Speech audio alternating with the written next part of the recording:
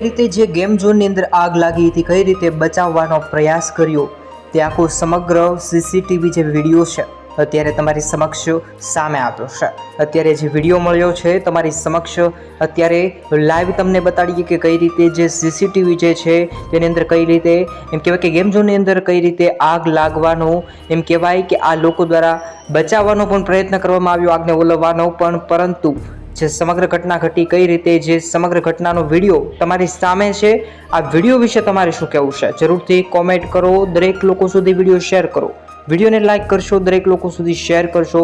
Channel પર નવા છો ચેનલને સબસ્ક્રાઇબ કરો। ભગવાન આ જે લોકોનું નિધન થયું છે આમાં તેમની દિવ્ય આત્માને શાંતિ આપે। જરૂરથી કોમેન્ટમાં ઓમ શાંતિ લખી નાખજો।